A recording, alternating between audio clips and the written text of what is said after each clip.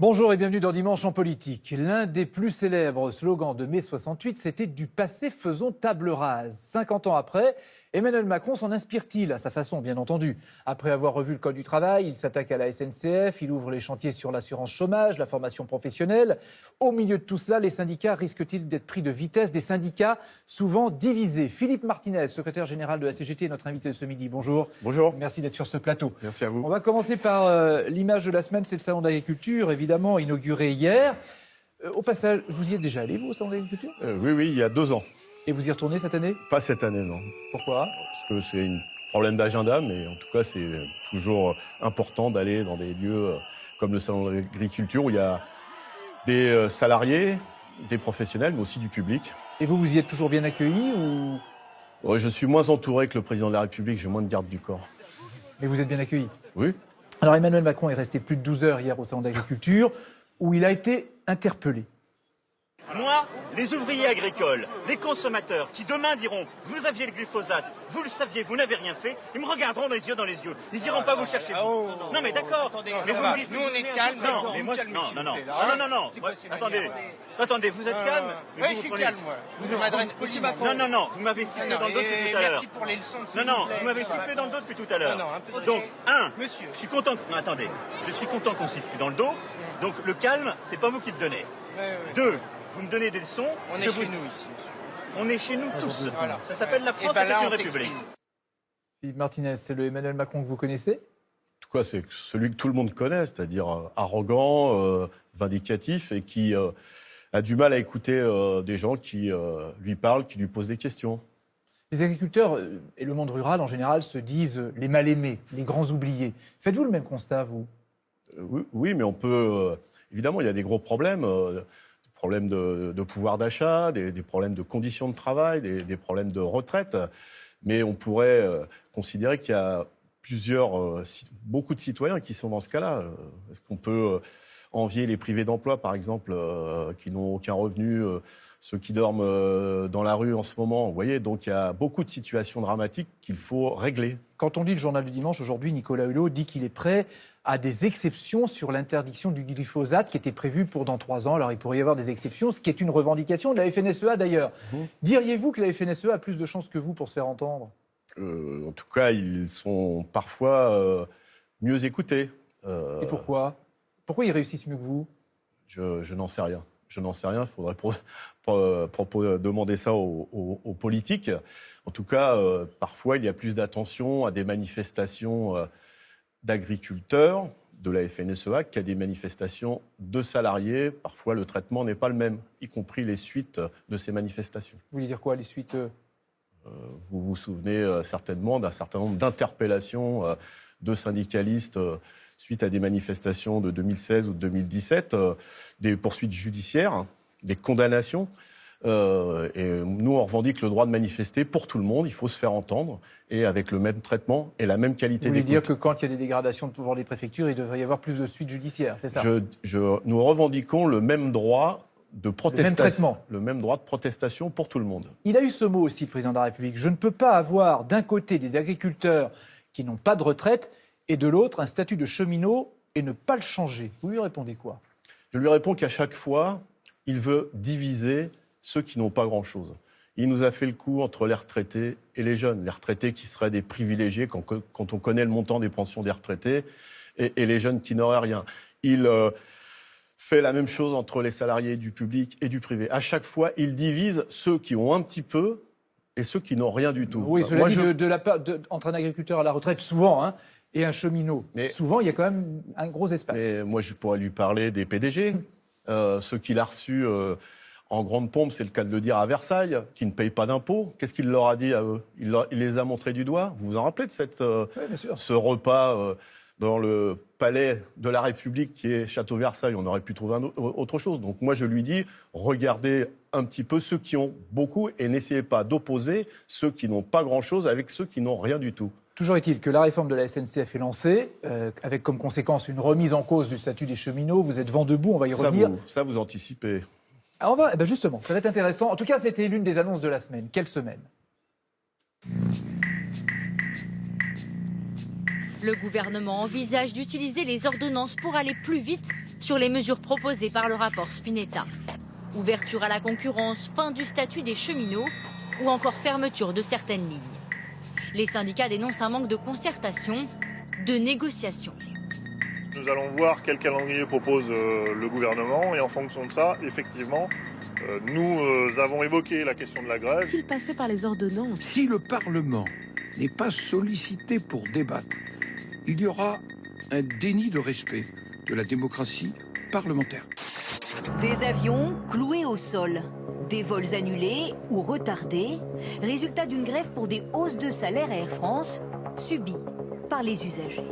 Nous avions pris Air France pour... Depuis des années. Oui, et on s'aperçoit que finalement, on aurait mieux fait de prendre Air Transat ou Air Canada. La direction refuse la hausse de 6%. C'est déraisonnable et ce n'est pas réaliste. Tout semblait rouler pour le mieux pour le ministre de l'économie. C'est une merveilleuse voiture. Jusqu'à ce moment précis. On était 14 000 dans cette usine, on est 7 000. Alors ici, ils sabrent des emplois. Dans la fonction publique, vous allez sabrer des emplois. Tu passes encore plus de pognon. Nous avons créé des emplois. Quel emploi vous avez créé? Il y a une reprise? Elle est où la reprise? Ferme, humain, totalement équilibré. Voilà comment Gérard Collomb, lui, défend son projet sur l'asile et l'immigration. Mais le véritable écueil, c'est dans sa propre majorité que Gérard Collomb l'affronte, car ils sont encore nombreux à contester le projet. Il y a des éléments qui restent, pour moi, extrêmement sensibles au regard des droits humains.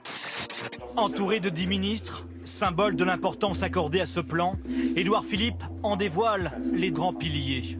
Le volet le plus attendu, les prisons, avec la création de 1500 places supplémentaires pour isoler les détenus radicalisés, dont 450 d'ici la fin de l'année.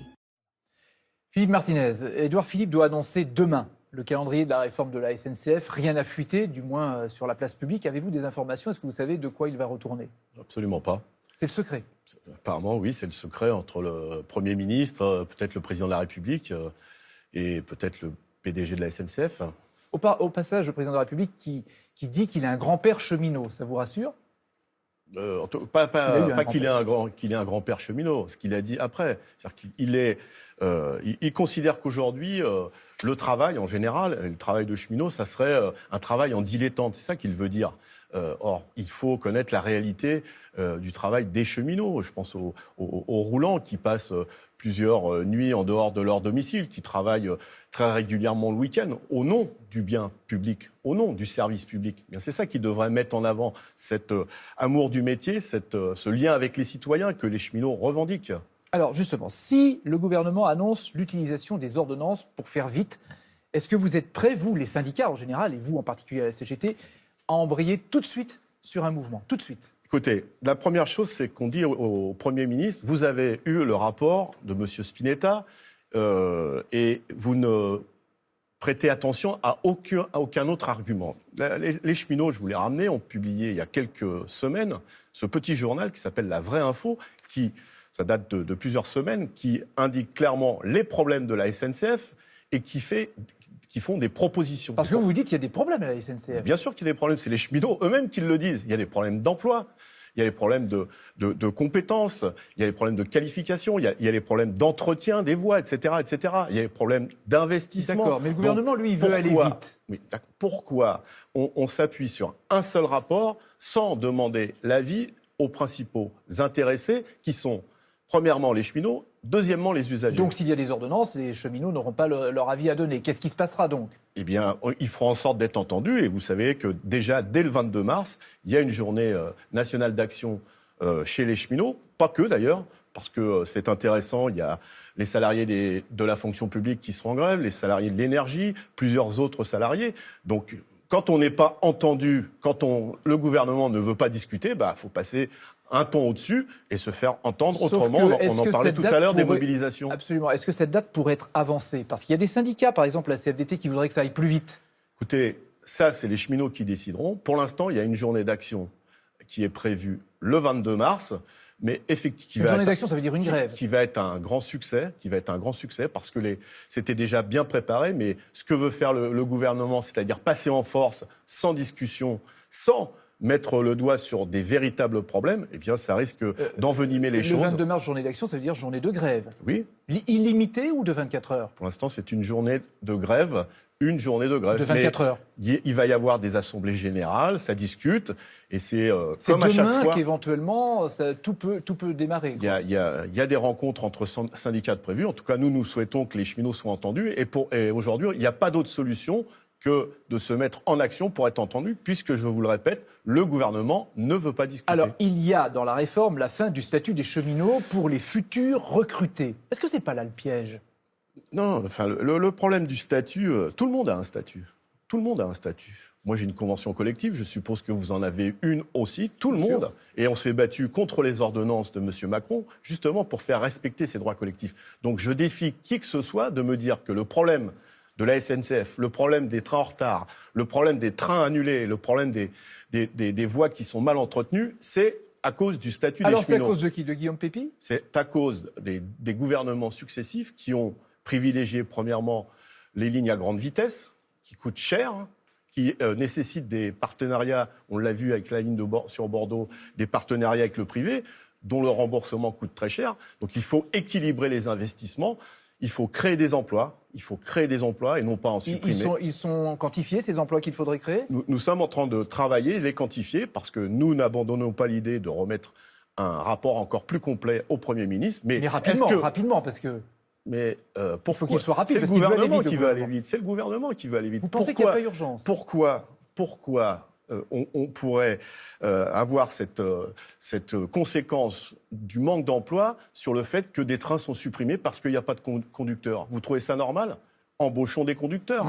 Le gouvernement, en tout cas, veut confier aux régions le soin de déterminer les lignes de train régionales ou locales qui ne sont pas rentables. Faites-vous confiance aux régions de ce point de vue ? Mais là, c'est pareil. Qu'est-ce que ça veut dire pas rentable ? Je vais vous citer des exemples.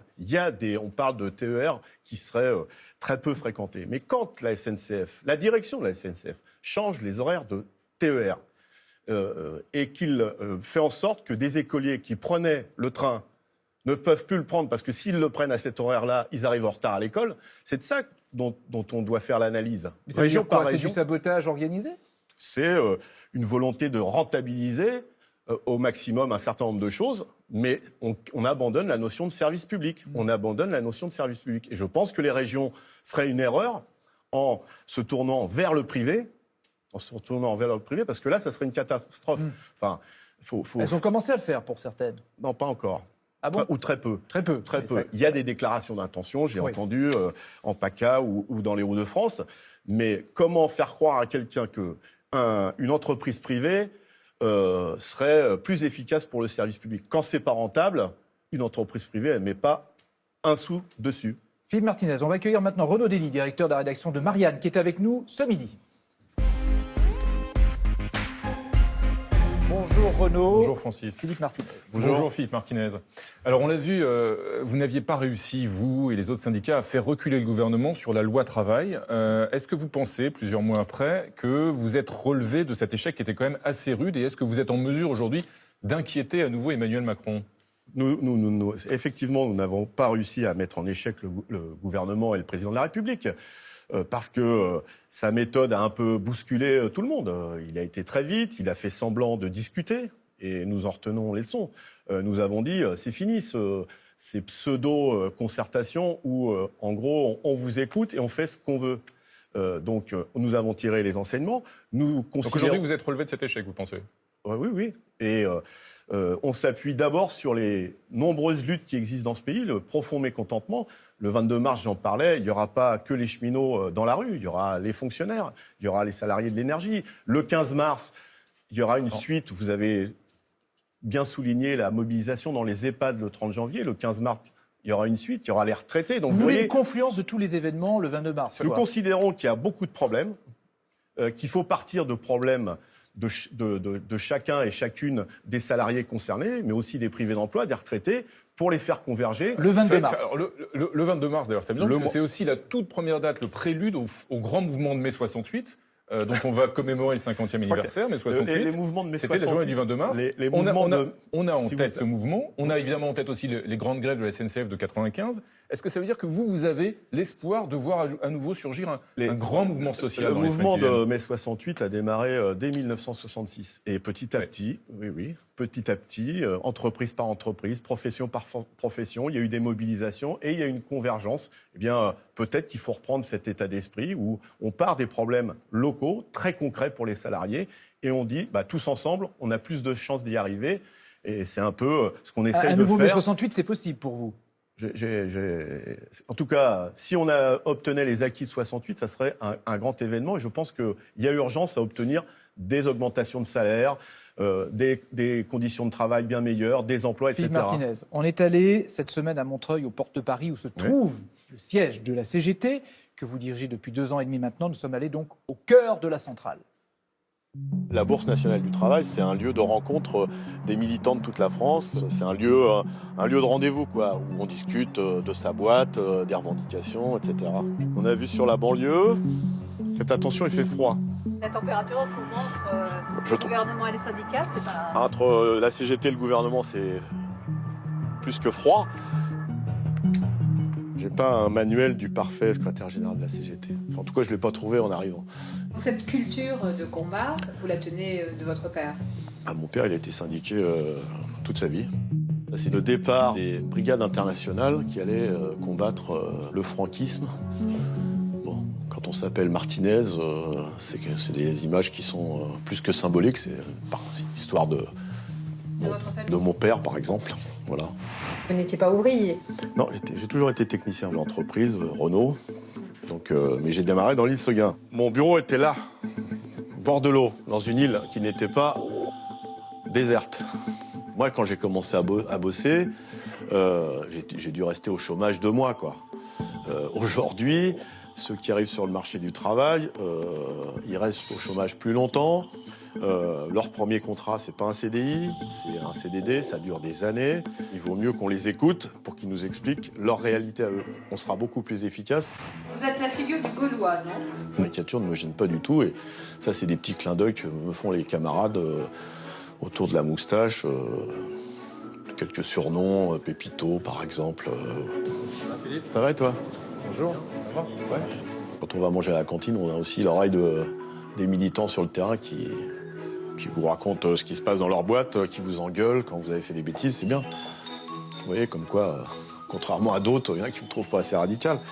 Et l'ère Martinez, c'est parti pour combien d'années? Ça, on sait pas. Moins que l'ère glaciaire, en tout cas. Salut! Ça va? Ça va.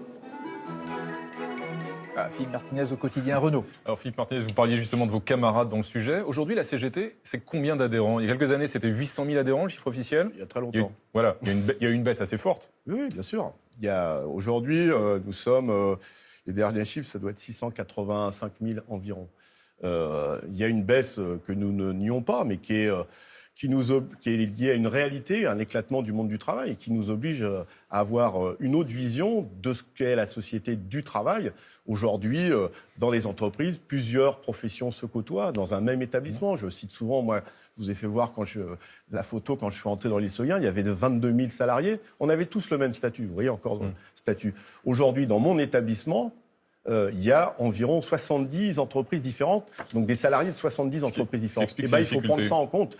Il faut les Uber, les Deliveroo, il faut les écouter, vous voyez. Il y a un de vos partenaires, ou peut-être plutôt de vos adversaires, évidemment, qui est assez emblématique, c'est le MEDEF. Et cette semaine, la semaine dernière, on a entendu Laurent Wauquiez s'en prendre au MEDEF dans ces termes, lors de son fameux cours devant des étudiants lyonnais. Je le cite juste de mémoire. Les plus catastrophiques, disait Laurent Wauquiez, voilà, c'est le MEDEF, la CGPME. La seule chose qu'ils veulent, c'est encaisser de l'argent. C'est vrai? Enfin, ça, c'est les propos de Laurent Wauquiez. En tout cas, le MEDEF, ce qu'ils veulent, c'est empocher de l'argent. Et pour l'instant, ça va, parce que la reprise, elle est plutôt pour les grands dirigeants d'entreprise que pour la majorité des citoyens de ce pays. Donc Laurent Wauquiez a raison de le dire. Je ne connais pas les termes exacts. C'est ça. En tout cas, moi, ce que je vous dis, c'est que le MEDEF veut, et les grands dirigeants des grands groupes veulent encaisser beaucoup d'argent. Vous savez que la France, l'année dernière, a été le premier en Europe pour les dividendes versés aux actionnaires, 44 milliards d'euros. Vous voyez, il y a de quoi faire des investissements à la SNCF, embaucher dans les services publics, dans la fonction publique. Il y a un peu d'argent dans ce pays, vous savez. Il y a un autre syndicat qui est Force ouvrière qui s'apprête à changer de leader. Jean-Claude Mailly va quitter la tête du syndicat le 10 avril, après 10 ans de mandat. Vous perdez quoi? Un partenaire, un concurrent, un rival? C'est surtout Force ouvrière qui va changer de secrétaire général. Jean-Claude est quelqu'un que j'apprécie. On a passé de nombreux moments ensemble derrière les banderoles en 2016, donc on a appris à se connaître. Mais pas en 2017. Sur le loi travail, Force ouvrière a pris une position radicalement différente de la vôtre. Ils ont eu une réaction, on a fait une manifestation ensemble, donc c'est un syndicat qui représente des salariés et à ce titre-là, on les respecte. Mais Jean-Claude Mailly porte une responsabilité dans l'échec contre la loi travail d'Emmanuel Macron? Je pense les syndicats en général, nous portons une responsabilité.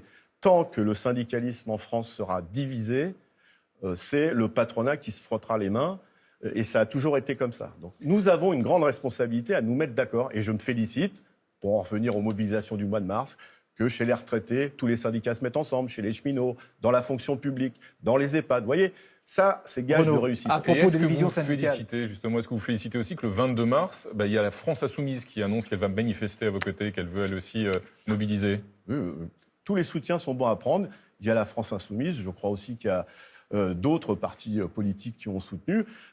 Effectivement, il faut que ce mouvement social ait du soutien. Mais quand Jean-Luc Mélenchon dit que la défaite sur la loi travail, c'est à cause de la division des syndicats, quand je vous entends tout à l'heure, vous n'êtes pas loin de le rejoindre finalement. Il n'a rien inventé, Jean-Luc Mélenchon. Il a raison. Quand les syndicats sont divisés, il y a moins de chances de gagner. L'histoire de notre pays le montre. Mais il a eu raison de dire ça. Oui, s'il a dit ça, il a raison, oui. Mais c'est pas un scoop.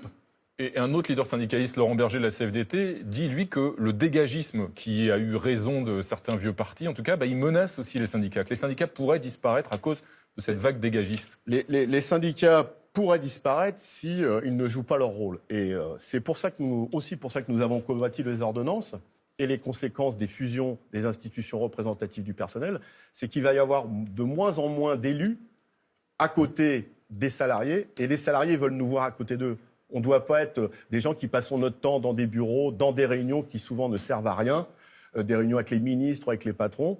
Nous devons être aux côtés des salariés. Et le risque, il est là, c'est qu'il y ait un syndicalisme déconnecté des réalités du travail. Justement, Philippe Pintiès, vous le disiez, c'est l'une des conséquences de la loi travail, c'est la fusion des délégués du personnel, des comités d'entreprise, des CHSCT. Pour la CGT, ça fait à peu près 60 élus... 60 000 élus ou mandatés de la CGT qui seraient concernés, dans les donc qui vont devoir retrouver un poste de travail. Vous réclamez un plan d'accompagnement pour ces personnels? Premièrement, on va se battre dans toutes les entreprises pour que ces fusions n'existent pas. Et on a déjà des exemples de maintien des comités hygiène-sécurité qui sont maintenus avec des droits. C'est la loi qui exige ces fusions. Mais on va faire en sorte que des négociations puissent avoir lieu et que ça ne se passe pas comme ça. Et pour les autres? C'est absolument scandaleux d'essayer de forcer la main aux syndicats, et notamment à la CGT, pour les faire changer de conception. Je vous le redis, nous refusons un syndicalisme institutionnel où notre raison d'être, c'est les salariés, c'est ceux qui travaillent, ceux qui cherchent un emploi. Et vous voulez donc un plan d'accompagnement pour ceux qui Nous voulons le maintien. Oui, mais pour ceux qui ne pourront pas être maintenus, comment ils vont être réintégrés? On verra comment ça se passe. En tout cas, il n'y a pas de mesures d'urgence à avoir. Il y a besoin, premièrement, que les syndicalistes soient reconnus. Par exemple, il y a eu un rapport qui a été fait justement sur les conséquences de cette loi. Pas un mot sur les discriminations syndicales, pas un mot. Ça mériterait d'être étudié. C'est-à-dire que quand on est mandaté dans une entreprise, on ne doit pas être mieux payé que les autres, mais pas moins payé que les autres. Autour de ça, il y a besoin de faire des choses. Donc pour l'instant, le combat, c'est comment on maintient ce lien avec les salariés. Et vous pouvez compter sur nous pour faire en sorte que ça se maintienne. Et on va remercier Renaud d'être venu sur le plateau Dimanche en Politique. Merci Renaud. Francis, les chefs d'entreprise qui cherchent des salariés prêts à l'emploi, ce qui semble-t-il n'est pas facile à trouver. Écoutez cette responsable de formation chez Veolia. Le groupe a mis en place une formation apprentissage, justement, vous allez voir. On a du mal à trouver des candidats qui, soit parce qu'ils ont un mauvais a priori sur le métier, soit parce que manquent d'éléments d'information ou sont mal orientés pour aller vers ces candidatures. Aujourd'hui, la conséquence, c'est que peut-être on va se trouver avec des entreprises qui manqueront de main-d'œuvre. C'est le paradoxe, alors que les chantiers reprennent. Philippe Martinez, le gouvernement veut développer, lui, les formations en alternance, en apprentissage, pardon, en fonction des besoins des entreprises. C'est ce que dit Veolia, finalement, et localement. Est-ce que c'est une bonne piste? Non. Pourquoi? Non, parce qu'on veut spécialiser les jeunes. Il faut, premièrement, que l'apprentissage garde, les apprentis gardent une culture générale. Qu'il n'y ait pas de spécialisation. Parce que qu'est-ce qui se passe quand on est trop spécialisé? S'il y a un problème dans la boîte, vous vous retrouvez au chômage, qu'est-ce qu'on vous dit?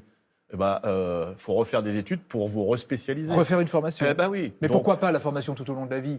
Mais c'est autre chose, la formation tout au long de la vie. C'est-à-dire, en permanence, ça s'appelle la formation continue, veiller à ce qu'il y ait des formations qui vous permettent d'acquérir de nouvelles compétences et qu'elles soient bien payées. Parce que la réforme de l'apprentissage, c'est maintenir en dessous du SMIC les jeunes, alors qu'ils ont une qualification. Et maintenant, les jeunes jusqu'à 30 ans. Parce que vous avez remarqué... C'est jusqu'à 26, jusqu'à maintenant. Jusqu'à 30 ans. C'est la réforme de l'apprentissage, c'est la non-possibilité d'aller au prud'homme pour les apprentis. C'est un recul. C'est un recul. Donc, il faut une formation où on reconnaisse aussi les qualifications. Justement. Et, si vous permettez juste, c'est ces employeurs qui ne trouvent personne, soi-disant, eh bien, qu'ils affichent le niveau de salaire de leur recrutement et on verra pourquoi il y a des problèmes. Parce que quand on a un diplôme, il faut être payé en fonction de son diplôme et pas largement en dessous. La formation professionnelle, justement. Muriel Pénicaud, la ministre du Travail, estime que le système actuel est très compliqué. Et c'est vrai, il faut le reconnaître, personne ne s'y retrouve dans les formations. Elle annonce un Big Bang. Elle va annoncer ça mardi. Quelle est pour vous la ligne rouge? La première chose qu'elle devrait faire, et c'est ce qu'elle a promis, c'est de faire le ménage, et je pèse mes mots dans l'expression, de ces organismes de formation qui font, j'allais dire tout et n'importe quoi, qui font n'importe quoi. Donc il y a besoin d'avoir... C'est-à-dire qu'il y a des organismes qui échappent à tout contrôle, c'est ça? Oui, des organismes de formation patronaux, enfin des boîtes privées qui font de la formation, dont on ne vérifie pas la qualité de la formation, le niveau de formation fourni. Donc là, il faut faire le ménage, parce qu'ils touchent de l'argent, souvent public, pour faire n'importe quoi. C'était un engagement... Ça, c'est la première chose à faire. Qu'est-ce qu'elle ne doit pas faire? Ce qu'elle ne doit pas faire... C'est un engagement, vous voulez dire, d'Emmanuel Macron? D'Emmanuel Macron et de la ministre. D'accord. Alors, qu'est-ce qu'elle ne doit pas faire? Ce qu'elle ne doit pas faire, c'est accélérer l'idée que quand on est formé, c'est juste pour garder son emploi et pas pour être mieux payé, avoir une meilleure compétence. Ça, c'est une chose importante. Ce qu'elle ne doit pas faire, c'est spécialiser, comme pour l'apprentissage, des formations en fonction des désirs du MEDEF, mais garantir aux salariés la possibilité de s'épanouir, de faire des formations qu'ils ont choisies. Voilà quelques lignes rouges qu'il ne faut pas franchir. C'est entendu. Un autre sujet rapidement, l'assurance chômage avec les bonus-malus sur les contrats courts. Les syndicats se sont quittés jeudi soir en disant on va voir ça branche par branche. Emmanuel Macron avait dit, lui, je vais taxer les contrats courts. Oui. Alors, où est la vérité? On attend la décision du président de la République. Oui, il faut taxer les contrats courts. Systématiquement, sans passer par les branches? Tout, bien sûr, parce que pour l'instant, on nous renvoie à un état des lieux fin 2018 et on verra ce qu'on fait en 2019. Les contrats courts, c'est une réalité. La précarité, c'est une réalité. Ça sert d'ailleurs à maquiller les chiffres du chômage. Mais quand vous dites qu'il faut taxer les contrats courts tout de suite, alors que les partenaires sociaux ont dit il y a quelques jours, c'est par branche, c'est contradictoire. Écoutez, ça c'est les conclusions d'un accord dont la CGT n'a pas encore donné d'avis sur la réalité de cet accord, mais enfin on est plutôt contre. Donc ne dites pas les partenaires sociaux. C'est clair. C'est d'abord une volonté du MEDEF de dire il ne faut pas taxer les contrats courts. C'est comme ça qu'ils exploitent les salariés dans les entreprises. Une dernière chose, un bruit qui court. Le président de la République va jouer Pierre et le Loup lors d'une représentation du conte musical qui va être donné à l'Élysée devant des enfants. Et le président de la République sera le récitant. Ah bon? Qu'est-ce que ça vous suggère, ça? Je pensais qu'il allait jouer le loup. C'est des opérations de communication. Comme il en fait beaucoup. Mais une fois de plus, il faut un président de la République les deux pieds dans la réalité de la vie des citoyens. Et là, il n'est pas dans la réalité quand il fait ça? Il est dans autre chose. Il est dans de la communication. S'il était les deux pieds dans la réalité, il pourrait se permettre de temps en temps quelques communications de ce style et chanter pour les enfants. Merci Philippe Martinez d'avoir accepté notre invitation dans Dimanche en politique, à retrouver sur France.tv, le site France Info, le compte Twitter de l'émission. Et Catherine Matteau, je prends ma place pour l'actualité de la mi-journée. Bonjour Francis, Philippe Martinez. Et on commence par cette question. L'affaire Seznec va-t-elle être relancée un siècle après?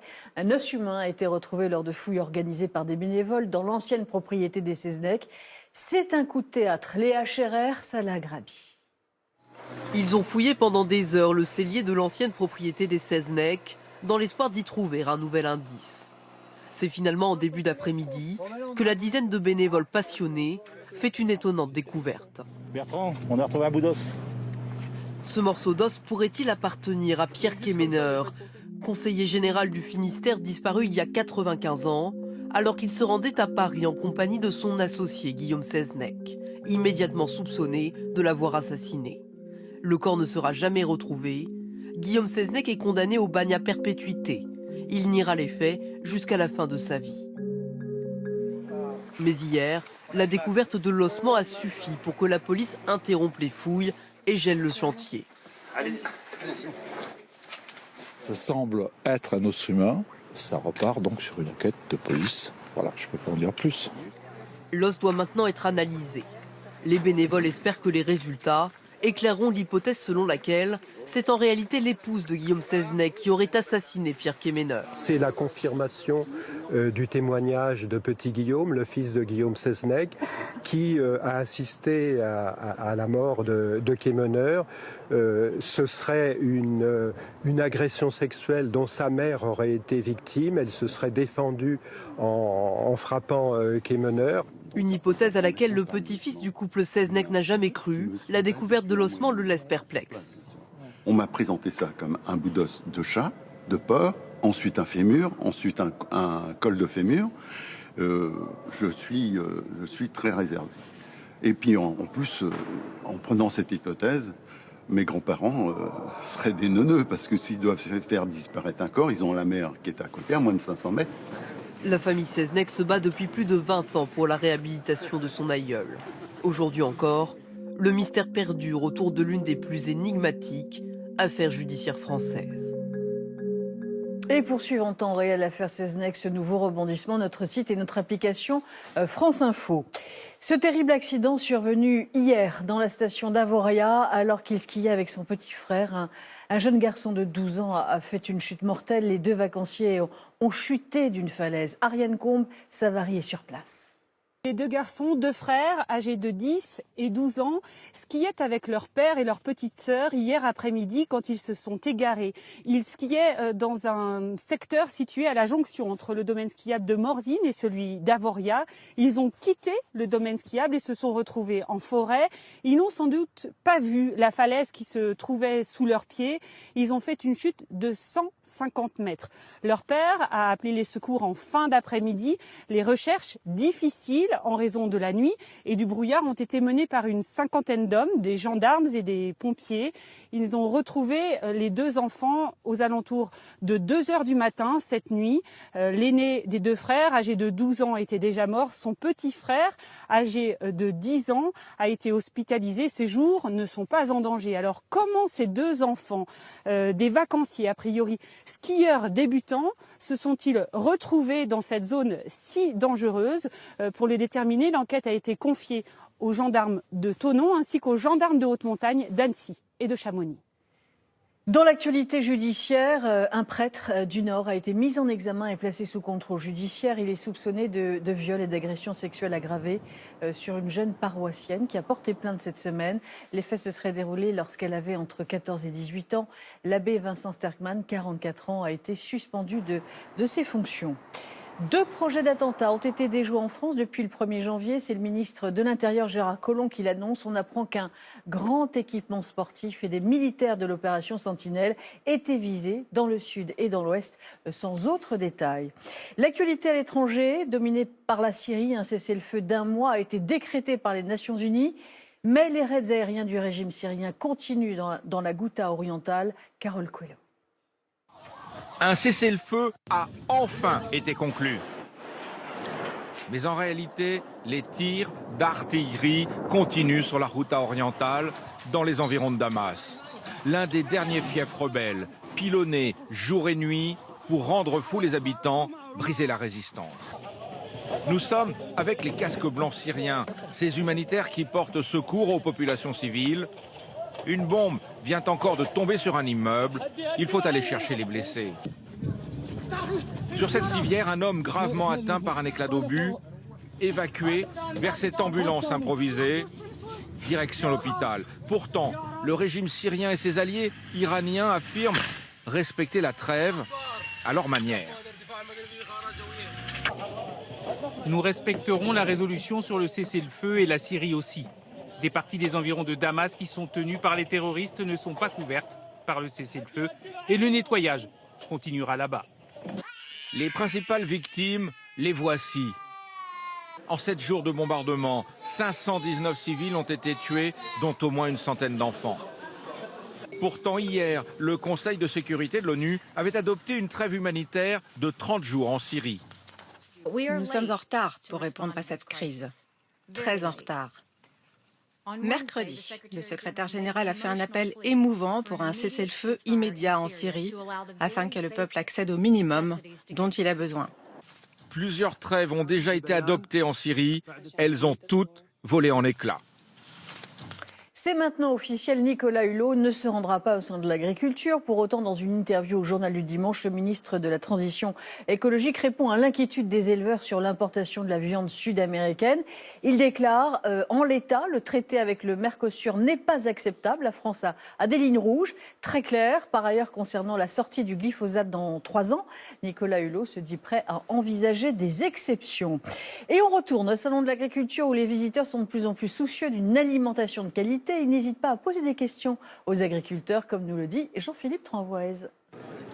Écoutez, ici dans ce hall 3, effectivement, il est beaucoup question de la qualité et de l'origine des produits. C'est le cas par exemple sur les stands de viticulture où les gens bien sûr viennent goûter le vin, mais ils veulent aussi savoir comment est produite la vigne. Est-ce qu'il y a des pesticides? Est-ce que ces pesticides, on les retrouve dans le vin? Les viticulteurs répondent à ces questions. C'est le cas aussi sur les stands des producteurs de pommes. La pomme est réputée être l'un des fruits les plus traités. Et bien ici, on explique sur ces stands qu'il y a une évolution des traitements et qu'évidemment, ces pommes, maintenant, on les traite beaucoup moins. On fait des traitements plus légers uniquement quand c'est nécessaire. Et puis, nous avons rencontré un apiculteur de Moselle et lui nous a expliqué qu'il avait des questions surprenantes. Les gens demandaient si les pesticides que l'on trouve sur les fleurs se retrouvaient après dans le miel. Et la meilleure réponse qu'il a pour cela, c'est sa médaille d'or au concours, puisque pour obtenir cette médaille d'or, il a dû passer par des analyses très précises de son miel. C'est donc cette médaille d'or, la meilleure garantie de qualité qu'il a à proposer aux consommateurs. Les JO de Pyeongchang sont finis. On rejoint sur place en direct notre envoyé spécial. Bonjour Jean-Sébastien Fernandez. Vous assistez à la cérémonie de clôture. Des représentants de la Corée du Nord sont à nouveau là aux côtés des Américains dans la tribune. Oui, c'est vrai que ces gestes d'apaisement sont assez spectaculaires ici dans ces 23e Jeux d'hiver.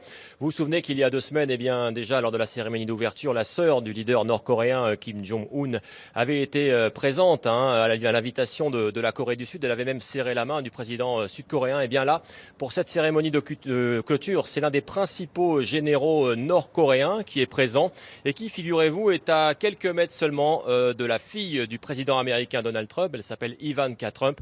Il est lui présent, donc ce général, effectivement, à l'invitation lui aussi de la Corée du Sud. Vous voyez des gestes spectaculaires qui, évidemment, ont fait le tour du monde. Donc c'est une véritable parenthèse de détente olympique, dirons-nous. Et puis la France tire sa révérence avec un nouveau porte-drapeau. Oui, effectivement. Alors la France, les porte-drapeaux ce soir, ce sont Gabriela Papadakis et Guillaume Cizeron, les patineurs artistiques qui ont décroché l'argent, vous le savez. Alors à l'heure des bilans, effectivement, la France repart de Pyeongchang avec 15 médailles. Alors c'est comme à Sochi, il y a 4 ans. Ce qui est un petit peu mieux, c'est que la France repart avec 5 titres olympiques. C'était 4 à Sochi. Le héros de ces Jeux, bien évidemment, ça ne vous aura pas échappé, c'est Martin Fourcade. 3 médailles d'or à lui tout seul, 2 en individuel, 1 par équipe. La question qu'on peut se poser, c'est sera-t-il là dans 4 ans à Pékin pour les prochains Jeux d'hiver? Martin Fourcade, pour l'instant, il n'a pas apporté de réponse définitive. En tout cas, c'est bien lui qui aura été le héros, je l'ai dit, de ces Jeux ici à Pyeongchang pour la délégation française. On confirme. Merci beaucoup Jean-Sébastien. Vous souvenez-vous du film Les Bronzés de Patrice Lecomte? Le cinéaste réalise cette fois-ci une série documentaire sur les commerces en voie de disparition. Sophia Carias et Marie Belle étaient à Cavaillon, l'une des étapes. Gladys, 42. Allez-y. Derrière la caméra, Patrice Lecomte. Faut le prendre. Ah d'accord, comment vous me pas... Et devant la caméra, Gladys. Du haut de ses 88 ans, Madame Gouin est à la tête de cette boutique depuis 55 ans. Et si Gladys est encore là, c'est parce qu'elle fait en quelque sorte de la résistance. C'est justement pour saisir ces derniers instants de grâce que Patrice Lecomte a décidé de faire une série sur les petits commerces. Ça s'appelle Boutiques obscures. Celle-ci n'est pas obscure, mais c'est en hommage à Mondiano. Bref, peu importe. Mais de faire d'immortaliser, si vous voulez, des commerces différents, disparates, qui sont des commerces qui peut-être vont fermer un jour, des commerces attachants, des commerces qui existent depuis longtemps, des commerces dont on se dit mais quand la personne ne va plus tenir ce commerce, qu'est-ce que ça va devenir? Et ici, chez Gladys, elle n'a plus tout à fait 22 ans, même si elle est en bonne santé, mais peut-être qu'un jour, il faudra qu'elle ferme sa boutique, qu'elle la vende, et ça deviendra quoi? Est-ce qu'il y aura encore de la lingerie ici à Cavaillon? Je ne sais pas. Depuis 1962, Gladys conseille ses clientes sur leurs sous-vêtements. Il y a l'armature, disons, il vous en tient très bien et il est très agréable, puis il est tout brodé, donc avec les bretelles. Et vous savez que maintenant, de faire dépasser les bretelles, c'est la mode. Et comme la vieille dame, sa boutique est pleine de ressources. Là, vous avez du B et du C. Là, vous avez du D, du E, du F et du G. Quant à Patrice Lecomte, lui aussi, finalement, en aura appris des choses. Mon plaisir est décuplé par le fait que c'est très intime et ma femme ne porte pas de soutien-gorge. Donc d'un seul coup, de voir cet assortiment me fait rêver. Et je me demande si je peux lui en ramener. Pour découvrir Gladys et sa lingerie, rendez-vous en septembre sur France 3.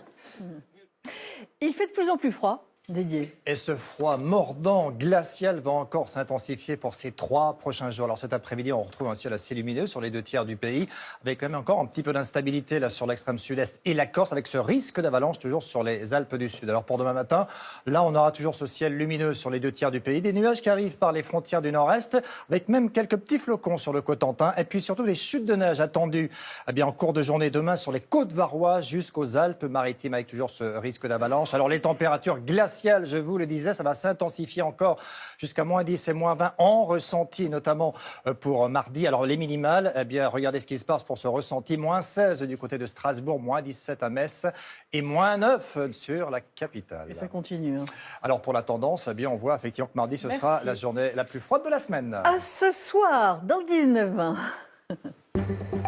Retrouvez l'info minute par minute sur l'application et le site France Info.